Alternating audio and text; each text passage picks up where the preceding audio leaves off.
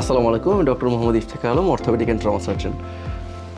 Patient চেম্বারে আসার পরে কমপ্লেইন করে যে হাঁটু ব্যথা, হাঁটুতে অনেক ধরনের ব্যথা, অনেক বেশি ব্যথা, হাঁটু ফোলা নিয়ে আসছে।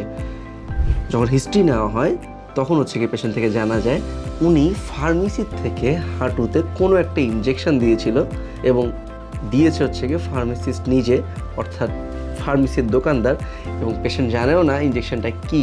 এবং ইনজেকশন দেওয়ার পরে প্রচণ্ড পরিমাণ হাঁটু ব্যথা, জ্বর এবং হিউজ পরিমাণ সোয়েলিং নিয়ে আসে। এটাকে যদি ব্যাখ্যা করতে হয় তার এক্সাক্ট মিনিং দাঁড়ায় পেশেন্টের নর্মাল একটা ব্যথা ছিল, সেটা হতে পারে অস্টিওআর্থ্রাইটিস রিলেটেড, কিন্তু পেশেন্টের এই ফার্মেসি থেকে স্পেশালিস্ট কেউ ছাড়া আননোন একটা ইনজেকশন দেওয়ার পরে ইনফেকশন নিয়ে সেপটিক নিয়ে পেশেন্ট আসে এবং এর ভয়াবহতা খুব ডেঞ্জারাস। প্রথমত পায়ে ইনফেকশন নিয়ে যেহেতু আসে, এই ইনফেকশন কমানোর জন্য পেশেন্টকে অনেক লং ডোজে অ্যান্টিবায়োটিক আমাদের দিতে হয় এবং মোস্ট অফ দ্য কেসে অপারেশন করে সেই ইনফেকশন অর্থাৎ পাস বা পুজ যেটাকে বলি সেটা রিমুভ করে দেন পেশেন্টকে ট্রিটমেন্ট চালাতে হয়। সো হাঁটু ব্যথাতে কোনো সময় স্পেশালিস্ট কোনো ডক্টর ছাড়া না জেনে ইনজেকশন দেওয়াটা খুবই সমুচিত কোনো কাজ না।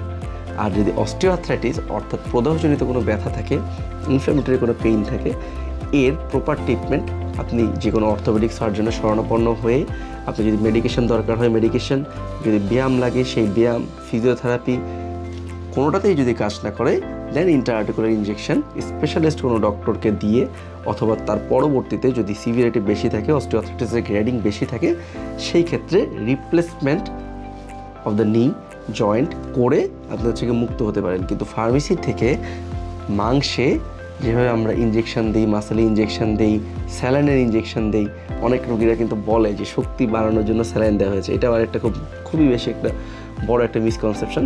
শক্তি বাড়ানোর জন্য অ্যাকচুয়ালি কোনো স্যালাইন নেই, হয়তোবা গ্লুকোজ স্যালাইনই আপনাকে দিয়ে দিচ্ছে মানে ফার্মেসির থেকে, যেটা আপনি হয়তোবা স্যালাইন খেলে অথবা গ্লুকোজ খেলেই আপনি পারতেন, ইনজেকশন দেওয়া দরকার ছিল না।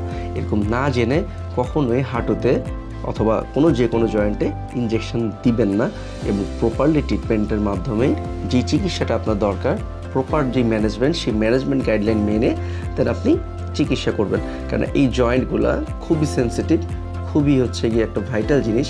এই জয়েন্টে যখন তখন যে কোনোভাবেই প্রপার অ্যাসেপ্টিক মেজার মেনটেন না করে ইনজেকশন দেওয়ার কোনো সুযোগ নেই। সো যদি হাঁটু ব্যথা বা কোমর ব্যথা যেটাই থেকে থাকুক না কেন, চেষ্টা করবেন আর্লি স্টেজে খুব ব্যথা শুরু হওয়ার। যদি 14 দিনের মাঝে যদি ব্যথা রিমুভ না হয়, 14 দিন পরেই গিয়ে ডাক্তারকে দেখিয়ে প্রপারলি গাইডলাইন মেনে এক্স-রে অথবা যে কোনো যা টেস্ট লাগে সেগুলি করার পরে প্রপার গাইডলাইন অনুযায়ী ওষুধ, মেডিকেশন, ফিজিওথেরাপি, হোয়াট এভার যেটা লাগুক না কেন সেই ওয়েতে, সেই মাধ্যমে যে প্রপার ট্রিটমেন্টটা করানো।